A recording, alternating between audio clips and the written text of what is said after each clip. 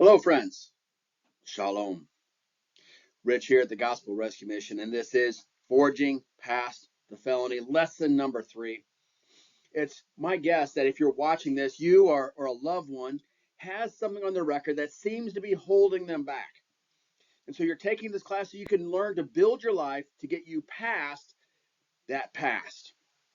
And you may go through that process of expungement, and you can do that. That is one option, one avenue to go down. It can be expensive, it can be difficult, but more importantly, because of the internet era, a lot of times those things that you did, especially if it was in the newspaper or on the regular television news or in some other capacity, is still out there. The digital era makes it extremely difficult to get your past completely wiped away. So it is up to you to forge a life to where no one cares anymore about your felony. And if you apply the lessons learned throughout these 4 lessons and then follow up with some personal coaching from me, we can work together to help you forge a life that no one cares anymore about your felony.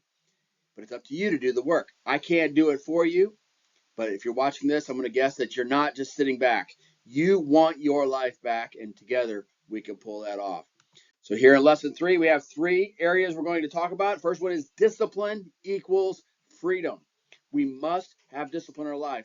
Part 2, we're going to talk about a master plan. I'm just going to share with you the vision for my ultimate life and how it shapes my day-to-day thinking and my day-to-day decisions and choices.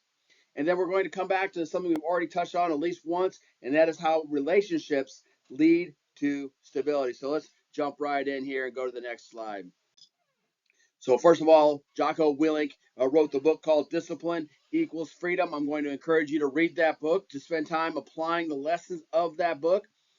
But we're going to talk about discipline, what it actually is. This is doing those little things every single day. What this means is that you're going to make your bed every single day. You're going to eat breakfast, a healthy breakfast, not just grabbing a donut on your way into work, but you're going to have those little disciplines all day. And the little things do matter. They matter a lot. I'll tell you a quick story about a man by the name of Don T. Now, Don T. Was a World War II veteran, and he told the story of he was in a bomber flying over Europe. He was on the bomber crew, and on one particular flight, as they were dropping bombs, the bombs got stuck in the bomb rack. And Don went to the back, and he went in. He had to go down and kick at the bombs to get them to break free, so that way they could fall where they're supposed to and cause death and destruction to the enemy. Well, something happened, and Don finally broke it free, but he slipped and fell. But his patch, his arm patch of his unit, got caught. And because that got caught, he did not fall all the way through. His buddies bought him enough time so his buddies could come in and pull him back in. He survived not only that flight, but all the rest that he needed to in order to come home alive from the war. Now, what they figured out later, as they were looking at the patches, that patch had been double sewed. Somebody had taken the time to put one extra stitch, and Don contributed and attributed his life, everything from that moment to the day he died. He said, I survived because one person had the discipline, had the wherewithal to put in one extra stitch. Now, what I'm challenging you to do is just to do one extra stitch every single day. Improve yourself 1% every single day, physically, mentally, spiritually, socially. Figure out what you need to do. Discipline is going to give you freedom. When you have discipline, you're not going to have to go to the hospital. Hospitals are not places of freedom. You lay down in a bed, they come and do things to you and for you, and then you don't get any sleep. So eat right, exercise, take care of your body. There comes a point where you won't be able to think clearly. Your mind, the world is so chaotic. And if you don't take time to exercise your brain and work through just working on your brain and your mind, you're going to slip. And it's really easy to do in our chaotic, crazy world. Spiritually, you can't hope that at the end of your life, all of a sudden you're gonna have a faithful relationship with God and you're going to do what God has called you to do. You have to work on that day by day, memorizing a little bit of scripture, reading through the Bible every year, I like to read Psalms every month. I like to read Proverbs every month. I like to read all four Gospels, one a week throughout the month. So that way, by the time the year's out, I've read through Psalms 12 times, Proverbs 12 times, read through the Gospels 4 times, and I've read through all of Scripture at least once. And those sort of things are building my spirit. So that way, when those difficult times come, it's a promise in Scriptures. When difficult times come, I will be able to stand because I've built my life on the foundation of Jesus Christ. And then socially, do you have friends? We're going to come and really hit on that here a little bit. But even those relationships require you to be disciplined, to not say those first things that pop into your head, to filter your mouth on a regular basis. So that way you can be healthy, strong, and have those relationships. We're going to talk about that in another section here. So discipline is going to equal freedom. You're going to have to do those disciplines even when you don't feel like it. Too often we do those right things when we're feeling good, when we feel on top of things. But if you want to be successful, if you want to forge a life that gets you past that felony, you cannot take a day off. You must decide, these are the things I'm going to do. I'm going to improve 1%. I'm going to adjust 1% of my life every single day. By the time the year's out, you will be a new person. Your life will be changed. Discipline is going to equal freedom. Again, we can work through the details as you take the one-on-one coaching to work through what that looks like. So this guy's name is Chris. And Chris was, in his youth, did something foolish. In his book, Master Plan, he really highlights the fact that he was foolish. He did silly. He committed murder and then received life in prison. And in that era, life means life. And that was not good for most of the people that were behind bars. Most of those who had a life sentence, they just did whatever they wanted. They just kind of, who cares? I'm going to be here forever, so I might as well do drugs. I might as well smoke and joke. I might as well get in trouble. Who cares? I'm here for the rest of my life. But Chris was different. Chris decided he was going to develop a plan for his life. He, even though he had been 17 when he committed the crime, going to prison about 18, 19 years old, life was going to be a long, long time for him.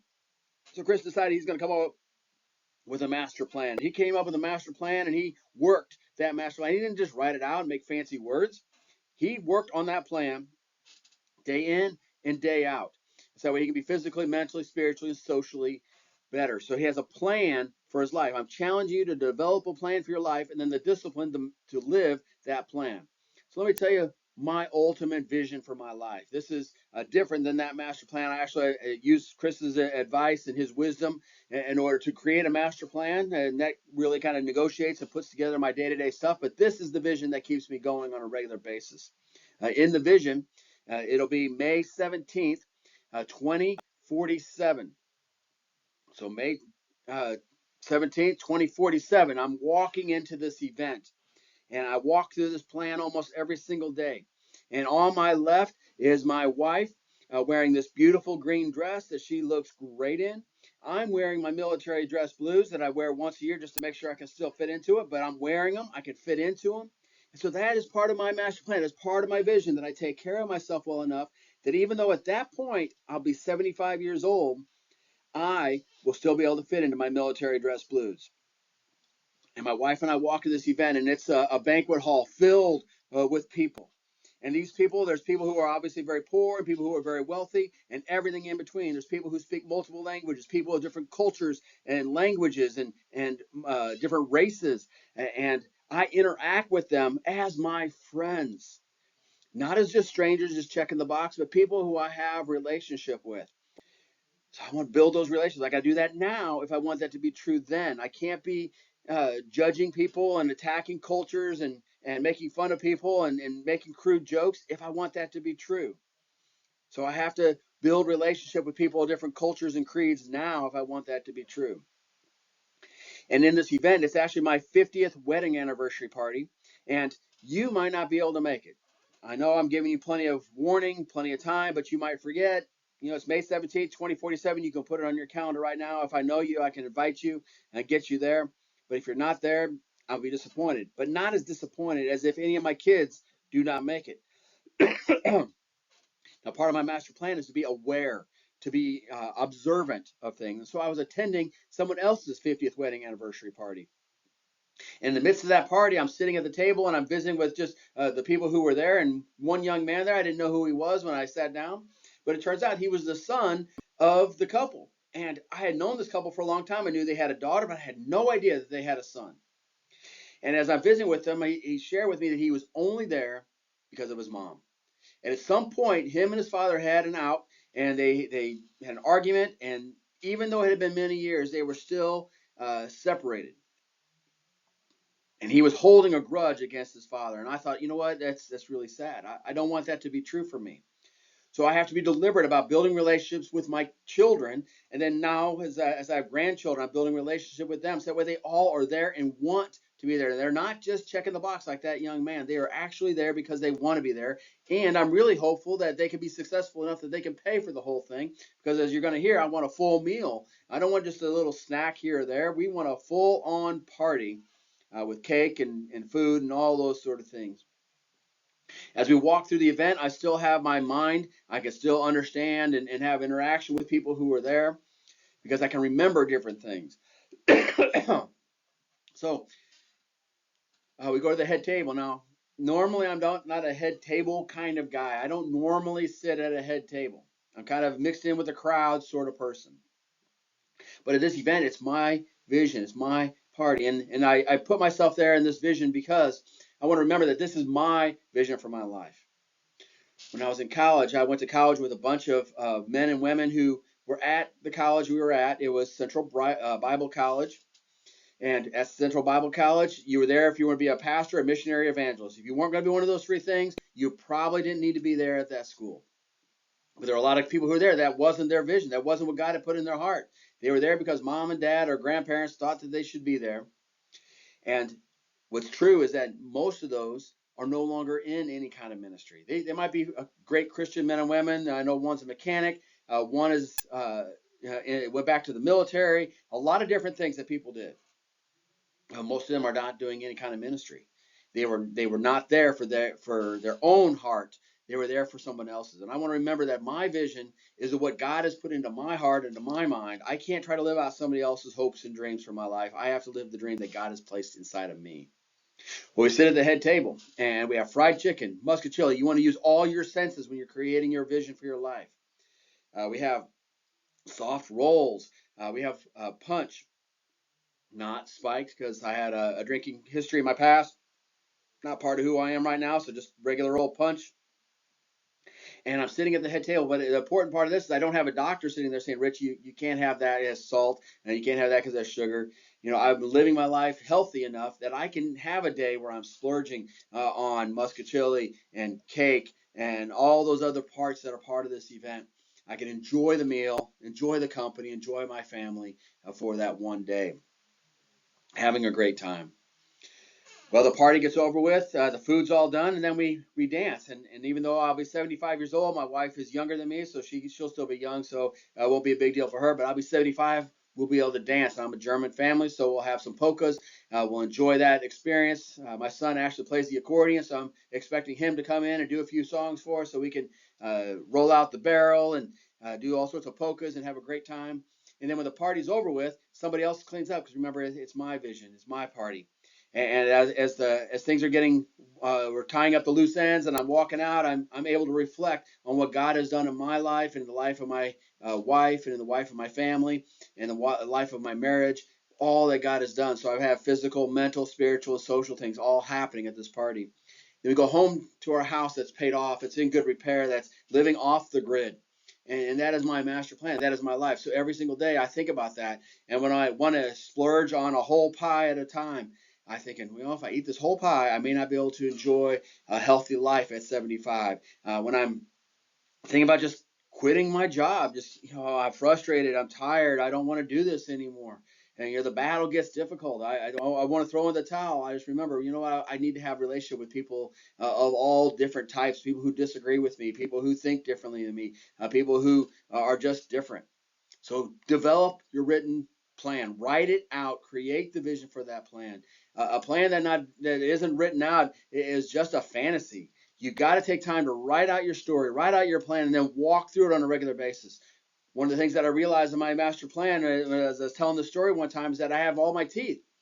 So one of the things that transitioned to is at one point in my life, I started flossing, and I've been flossing for over a decade, every single day for over a decade now, because I want my real teeth at that event. I brush my teeth, and I do all that to care for my oral care, so that way I can eat and enjoy that meal without having to worry about dentures and things like that. So you learn as you walk through it. It gets changed and updated. Sometimes the dress my wife wears changes because she looks better in something that new that she gets, and I enjoy that. But it is still a target and something to aim for on a regular basis. Create that vision for your life.